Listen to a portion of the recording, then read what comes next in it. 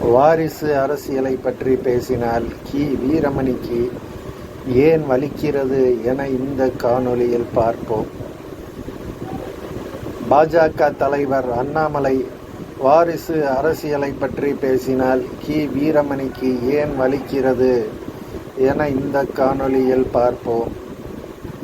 திரு அண்ணாமலை, நான் குப்புசாமியின் மகன் என பேசிய பேச்சை கேட்டு வீரமணி கொதித்தெழுந்து ஒரு கேள்வி பதிலை தயாரித்துள்ளார். 8/6/2024 நாள் விடுதலையில்.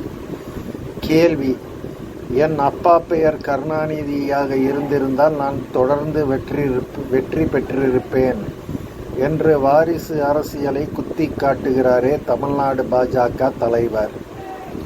மேற்கண்ட கேள்விக்கு வீரமணியின் பதில் இவ்வாறாக இருந்தது: இந்த அரைவேக்காடுகளை பற்றி கேள்வி கேட்டு எனது பேனாவின் மைத்துளிகளை இப்படி வீணடிக்கலாமா?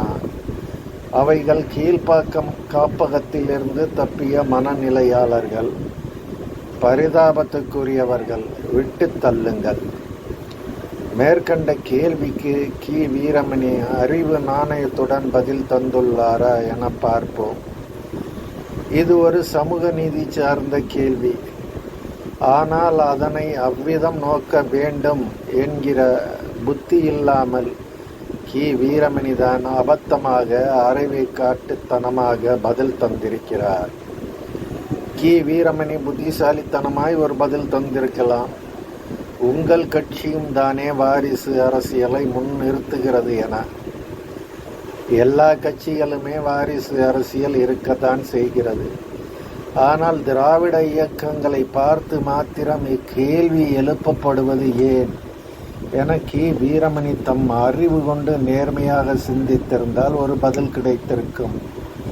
பாஜகவோ காங்கிரஸோ சமூக நீதி பேசவில்லை, திராவிட இயக்கங்களை போல்.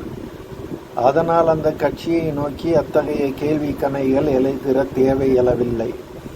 ஆனால் திராவிட இயக்கங்கள் அப்படியல்லவே. மூச்சுக்கு 300 தடவை சமூக நீதி பேசிவிட்டு சமூக நீதியை கொல்லுகிற வாரிசு அரசியலை முன்னிறுத்துகிறதே என்பதால் தான் அவை சாடப்படுகிறது. வீரமணி தான் நேர்மையாக சிந்திக்கக்கூடிய நபர் கிடையாது. அதனால் தான் தங்களை நோக்கி மாத்திரம் உக்கிரமாய் வாரிசு அரசியல் ஏன் பேசப்படுகிறது என உணரவில்லை. அண்ணாமலை பேசியது குறித்து கேள்வி கேட்டால் அது அவர் நேரத்தை வீணடிக்கிற செய்யலாம். இன்றைக்கு திமுக கூட்டணி சார்பில் நாடாளுமன்றத்திற்கு தேர்வானவர்களில் 9 பேர் வாரிசுகள், கிட்டத்தட்ட 23%.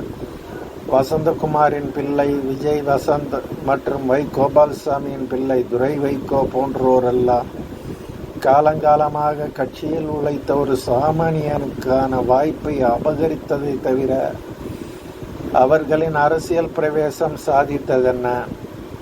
சமூக நீதி பேசுகிற ஒரு கூட்டணியில் வாரிசுகள் நிரம்பி வழிந்தால் அதை பற்றி பேசத்தான் செய்வார்கள். இதுவாயா நீங்க வாய்கிலிய பேசுகிற சமூக நீதி என கேட்கத்தான் செய்வார்கள் என்பதோடு அது ஜனநாயகத்தின் சாபக்கேடாக மாறிவிடக்கூடாது என்கிற அக்கறையில்.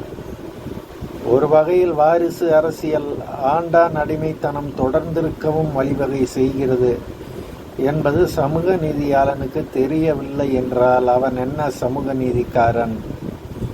30-35 வரை எங்கிருக்கிறான் என கூட தெரியாத வாரிசு தேர்தல் தேதி அறிவிக்கப்பட்டதும் வாரிசு என்கிற ஒரே காரணத்தால் வேட்பாளராய் அறிவிக்கப்பட்டு வெற்றி பெறுவது அசிங்கமாக வீரமணிக்கு தெரியவில்லை என்றால் அவர் சமூக நீதி பேசவே லாயக்கில்லாத ஆசாமி தானே. வாரிசு அரசியலை பற்றி ஒரு குடும்பத்திலேயே பலரும் பதவிகள் பெற்று அனுபவிக்கிற செயல் குறித்து ஈவே ராமசாமி என்ன சொன்னார் என ஈவே ராமசாமி புத்தியில் சிந்திப்பதாக சொல்லும் வீரமணி அறிந்திருக்க மாட்டாரா என்ன?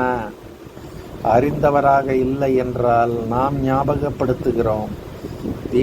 ஆசாமிகள் தங்களை சங்கடப்படுத்தக்கூடிய விஷயங்களை மூடி மறைப்பதில் கில்லாடி பேர்வழிகளாயிற்றே. நாயக்கமார்கள் நாமஞ்சாத்தப்பட்டார்கள் என்கிற தலைப்பில் ஈவே ராமசாமி எழுதியது. நாயக்கமார் சமூகத்தில் காங்கிரஸை ஆதரிப்பவர்கள் எத்தனை பேரும் பெரிதும் இவர்களுக்காகவே காங்கிரஸை ஆதரிப்பவர்களாக ஆவார்கள். இப்படி இருக்க கோவை ஜில்லாவில் தோழர் அவினாசிலிங்கம் செட்டியாருக்கு ஒரு இந்திய எம்எல்ஏ, தோழர் ராமலிங்கம் செட்டியாருக்கு ஒரு மாகாண எம்எல்ஏ, தோழர் வெள்ளியங்கிரி கவுண்டருக்கு ஒரு அப்பர் சேம்பர் எம்எல்சி, அவர் தம்பி தோழர் பழனிசாமி கவுண்டருக்கு ஒரு ஜில்லா போர்டு பிரசிடென்ட் மற்றும் அவருக்கே ஒரு மாகாண எம்எல்ஏ என்று இப்படி 2 குடும்பமுமே உள்ளதையெல்லாம் பங்கிட்டு கொள்ளுவது என்றால் இவர்கள் தேசாபிமானமும் தியாகமும் சமதர்ம தீவிரமும் இந்த ஜில்லாவில் அவ்வளவு பெரியதா என்று கேட்கிறோம். போன தடவை ஜில்லா போர்டு பிரசிடென்ட் அண்ணன் என்றால் இந்த தடவை தம்பிதான் பிரசிடென்ட் ஆக இருக்க வேண்டுமா? ஜில்லா போர்டு மெம்பர் வேலைக்கும் அண்ணனுக்கு 1, தம்பிக்கு 1, மாப்பிள்ளைக்கு 1, மருமகனுக்கு 1, 4 என்று 4-5 ஒரு வீட்டுக்கே போக வேண்டுமா? மற்ற வேளாளர்கள் அல்லது மற்ற ஜாதிக்காரர்கள் இருந்தால் போர்டு பாப்பராய் போய்விடுமா என்று கேட்கிறோம். கொங்கு வேளாளர் ஜில்லா ஆனதால் இந்த ஜில்லாவில் கொடுக்கக்கூடிய ஸ்தானம் எல்லாம் வேளாளருக்கே வர வேண்டுமா? வர வேண்டும் என்றாலும் அந்த ஒரு குடும்பம்தான் வேளாள குடும்பமா? மற்ற குடும்பங்கள் ஏதாவது குற்றமற்ற வேளாள குடும்பமா என்று கேட்கிறோம். எல்லாம் ஒரே குடும்பம், அதுவும் அண்ணனுக்கும் தம்பிக்கு மாப்பிள்ளைக்கு மருமகனுக்கு மாத்திரம்தானா? மற்றவர்களுக்கு பங்கு இல்லையா என்று கேட்க வேண்டியுள்ளது. தோழர் வி.சி. பழனிசாமி கவுண்டர் அவர்களுக்கு ஜில்லா போர்டு பிரசிடென்ட் 1 போதாதா? அவர் தமையனார் கணம் வெள்ளியங்கிரி கவுண்டர் அவர்கள் அப்பர் சேம்பர் பார்ப்பது கொண்டே தோழர் பழனிசாமி கவுண்டர் திருப்தி அடையக்கூடாதா என மறுபடியும் கேட்கிறோம். காங்கிரஸ் பாராளுமன்ற போர்டு தான் இந்த விஷயத்தில் என்ன யோக்கியமாய் நடந்துவிட்டது என்று கேட்கிறோம். குடியரசு 15/11/1936. ஈவே ராமசாமி அன்றைக்கு கேட்டதை தான் இன்றைக்கு தம்பானியில் ஸ்டாலின், உதயநிதி, கனிமொழி, தயாநிதி மாறன் என ஒரு குடும்பமே கோலோச்ச வேண்டுமா என கேட்கிறார் அண்ணாமலை. ஆனால் அதை புரிந்து கொள்கிற ஞானமும் புத்தி தெளிவும் கி. வீரமணிக்கு இல்லை. ஈவே ராமசாமியிடமும் வாரிசு அரசியல் விஷயத்தில் அவரிடம் வழக்கமாய் இருக்கக்கூடிய முட்டாள்தனமான முரண்பாடு இருந்தது என சொல்லலாம். வாரிசு அரசியல் விஷயத்திலும் 2 விதமான நிலைப்பாடுகளே.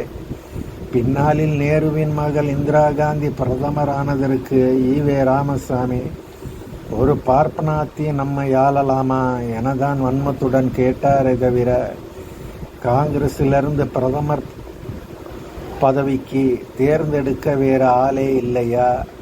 அப்பன் போனால் பிள்ளைதான் பிரதமராக தேர்ந்தெடுக்கப்பட வேண்டுமா என ஏனோ கேட்கவில்லை. வாரிசு அரசியலால் தம் நாயக்க சமூகம் பாதிக்கப்பட்டால் தான் அவர் சமூக நீதி வேலை செய்யும் போலும். அப்பேற்பட்ட மனிதரிடம் சமூக நீதி பயின்ற கி. வீரமணியின் சமூக நீதி அவர் குறிப்பிட்ட அதே அரைவேக்காட்டுத்தனமாகத்தானே இருக்கும். ஈவே ராமசாமி சொன்ன அருள் வாக்குகளிலேயே 2 விதம் உள்ளது. அதில் ஒன்று யாரும் பின்பற்ற தேவையில்லை என்பதோடு அந்த நேரத்தில் கைத்தட்டுவதற்கு மாத்திரம் சொல்லக்கூடிய போதனை. அவ்விதத்தில் ஈவே ராமசாமி சொன்னது, எந்த பதவியிலும் எவரும் 2 முறைக்கு மேல் இருக்கக்கூடாது. விடுதலை 23/1/1970. எந்த பதவியிலும் எவரும் 2 முறைக்கு மேல் இருக்கக்கூடாது என்று ஈவே ராமசாமி கூறியது நல்ல விஷயம்தான். ஆனால் அதற்கு பிறகு தாம் வாழ்ந்த 3 ஆண்டுகளில் என்றேனும் வலியுறுத்தி பேசினாரா என்றால் கிடையாது. தொடர்ந்து ஒருவன் ஆட்சி அதிகாரம் பதவிகளில் உள்ள போது அதன் ருசி அதனை தொடர்ந்து கைப்பற்றி வைக்க முயல்கிறது.